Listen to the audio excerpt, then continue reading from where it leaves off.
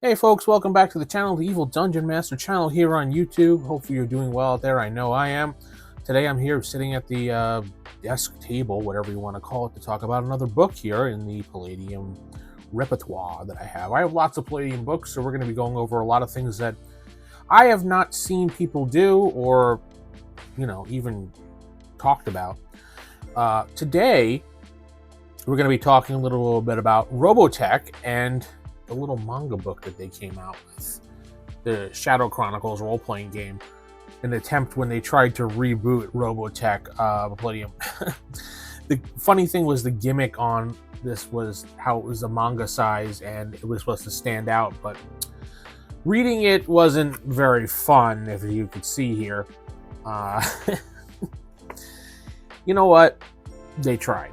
But anyway, this is one of those books where you don't need to or want to rush through. You don't want to skim it and pull out a few stats and just move on. The Shadow Chronicles rewards sitting back, thinking about the tone, and asking yourself what kind of game you actually want to run when it comes to Palladium. So for the first part, I'm not going to get into any of the numbers on this book. I'm just going to break down the mecha loadouts. I'm not touching character builds just yet. This is about understanding what this book really is all about and where it fits in Robotech and why it feels different at the table than most other Robotech RPG books that came before it. Because the Shadow Chronicles is not really about winning. It's about surviving long enough to matter in this campaign. And I want to say, before we get further into that about the book itself, is that you do need to know some background about Robotech. You need to have watched something about it. If you haven't watched the anime or the cartoon, whatever you want to call it, and you're walking into this, you're just going to think it's giant robots fighting each other and piloted by, the mech's piloted by a person. And that's cool and all if you're a player, but if you're a GM, you have to have some type of background of knowing how Robotech works and the history of Robotech before actually running an actual campaign when it comes to Robotech. So, I don't know. Anyway, right away, this book makes it clear, a very clear promise. This is a setting defined by loss. So Earth is gone, not damaged, not threatened, and not under siege, just gone. The humans who remained are scattered, tired, and trying to function in a universe that no longer feels safe or familiar to them. That alone shifts the tone completely compared to the first one. Earlier Robotech eras are about holding their lines, pushing back, and clawing for victory. Even when there are grim situations, there's usually a sense of momentum, or fleets maneuvers, or command structure exists. I don't know, something reinforcements might arrive. No, not in this. Shadow Chronicles takes that all away. You're not defending Earth, you're not retaking Earth, you're not standing at the edge of a comeback. You're living in the aftermath of the situation when it comes to Robotech. And that alone probably changes how players approach the game almost immediately. The default mindset is no longer, how do we win this fight? It becomes, is this fight worth it, or what's the point? And that question is at the heart of this book, pretty much. The Shadowrun Chronicles is about a universe where humanity no longer controls the board. The Invalid do. They occupy, they observe, they wait. They don't need to prove dominance because dominance is already established through them. The kind of enemy created very different play experiences when you think about this. It just creates so much different play experience. The book does a good job of grounding this right away. It doesn't throw you into an epic speeches or grand military plans. It frames the setting through scarcity, through uncertainty, through the constant pressure of being watched at every turn. So this is basically Robotech stripped of bravado, and that's why it works. Another important thing this book does early on is to reset expectations about heroism. You are still playing pilots, you still have a mecha, you still get action, but heroism here is a lot quieter. It's less about big victories and more about, small choices that keep people alive. Running, hiding, powering down, avoiding detection, these are not secondary concerns in this era. They are the core mechanic of survival in this game. That alone makes the Shadow Chronicles feel closer to Resistance story than a war story. We all love a Resistance story. You are not on the offense. You are trying to be erased and eradicated. What I really appreciate is how this book doesn't try to sugarcoat this. It doesn't pretend that this is a balanced conflict. It tells you the Invid are not here to be beaten in an open battle by small groups of heroes. They're here to control space, resources, and movement. That's very intentional when it comes to the design of this book. And it's one of the it's one that immediately tells the game master something very important. The setting is not meant to be run in a series of fair encounters. If you run it that way, you're gonna be fighting the book instead of using it. The Shadow Chronicles want you to think in terms of pressure, not parity. Another thing that stands out in this is how much emphasis the book puts on the mood. Not the atmosphere in the abstract sense, but lived-in tension. The idea that any use of power pretty much draws attention to you. Any transmission risk discovery. Any prolonged engagement increases the odds that something worse shows up. That kind of tension shapes the players in a way rules alone really can't for you. Players become cautious. They talk more. They plan exits. They argue about whether to take a risk or let something go.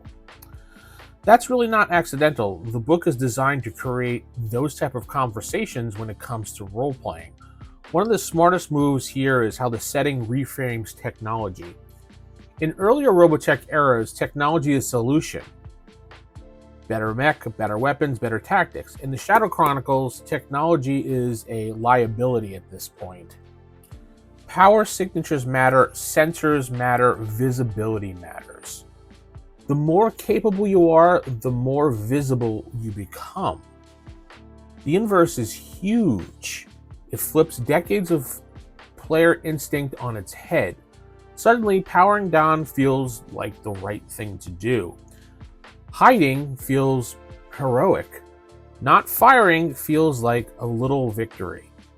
That takes discipline, and the book gives the GM permission to enforce that.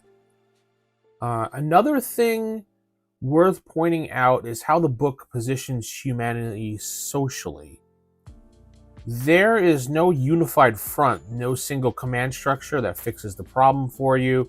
There's no alliances, remnants, and uneasy cooperation. That fragmented everything, and it presents a failure in leadership. It's presented as reality. People survive where they can, they adapt how they must, they make compromises. That gives the GM a lot of room to introduce moral tension without inventing it right out of thin air for you. The setting itself generates these conflicts for you. Things that you can think about are, do you help a settlement that might expose you to your enemy? Do you trade safely for supplies? I don't know. Do you trust someone who has survived too long under occupations? These are questions that fall naturally out of the premise. What also helps is that the book doesn't drown you in lore dump. It gives you just enough to understand that the stakes and then leaves you space to play. You're not expected to memorize every faction or location before running a game. You are expected to let the setting breathe.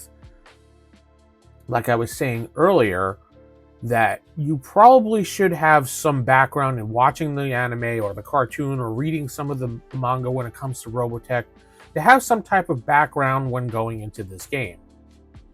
The Shadow Chronicles shines when it's treated as a slow burn. You don't rush into climactic battles, you let tension accumulate. You let the players feel watched. You let silence do the heavy lifting for you.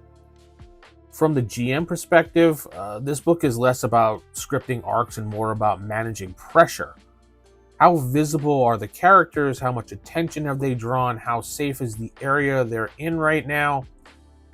Those questions become the tools that you use when building your campaign. And that's why this book works so well if you approach it casually rather than mechanically like you do with a lot of other books. You're not trying to solve it, you're trying to live within it for a breathing campaign. That's really the key takeaway here for this part of talking about this book. And this is just part one, and I'm going to do a bunch of these, hopefully, if I have the time. The Shadow Chronicles is not about telling you a story about heroes saving the galaxy. It's more about asking you to tell a story about people enduring the universe that no longer belongs to them. Once you understand this, everything else in the book starts to make sense. The enemy design, the pacing, the emphasis on stealth and restraint. So if you're coming into this book expecting a high-flying ace pilot fantasy, you might bounce off of it real quick. But if you're interested in tension, consequence, and long-term survival play, this setting gives you a strong foundation for that. There's another angle in this book that's worth slowing down for because it's easy to overlook if you're used to how Robotech usually feels at the table. Like I mentioned before, the book is very small, as you can see, manga size. That is deliberate. They did that on purpose, like I said, not in scope, but in focus. Most Robotech material, especially the earlier eras, published your perspective outward. Fleets, campaigns, maps, battlefronts, you're encouraged to think big, strategic, almost abstract at times. Even when things are bad, you're still operating inside of a functioning war machine. The Shadow Chronicles pulls the camera way in when it comes to that. Suddenly, important questions are kind of personal. Where do we sleep tonight? How long do we stay powered down to hide? Do we trust this place enough to stop moving? Those are not cinematic questions. They're survival questions. And that shifts matters because it changes how players emotionally invest in the game. When the scope is smaller, losses really hit harder for the players. A single destroyed mech matters. A single missing person matters. A single mistake can follow the group for sessions. The book quietly encourages that intimacy. It never says run smaller stories, but everything about the setting pushes you there. Long travel is dangerous, communication is unreliable, reinforcements are not coming, ever. So instead of thinking in terms of campaign as grand arcs, you start thinking in terms of stretches of survival for players. Can we get from here to there? Can we stay hidden long enough to rest? Can we leave without being followed? That kind of plays into the tension naturally. You don't have to manufacture the drama yourself. The setting supplies it. Another thing that kind of deserves attention is how this book treats hope. It doesn't remove hope entirely because that would be exhausting, but it reframes it. Hope is fragile, temporary, often conditional. You might feel hope because you avoid detection, because you found some supplies, or because someone gave you a lending hand, and you have to question that. Why did they do that? But hope is always paired with knowledge that it can vanish quickly, and it pretty much can in this setting.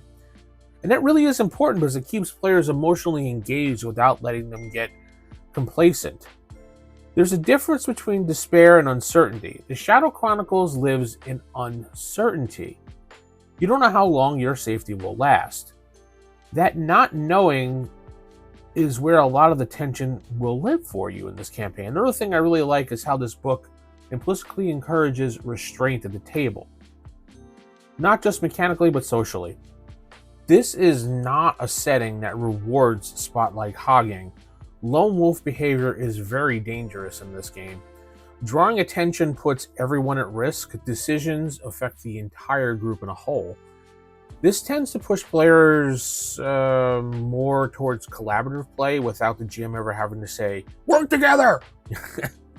The setting kind of enforces this for us.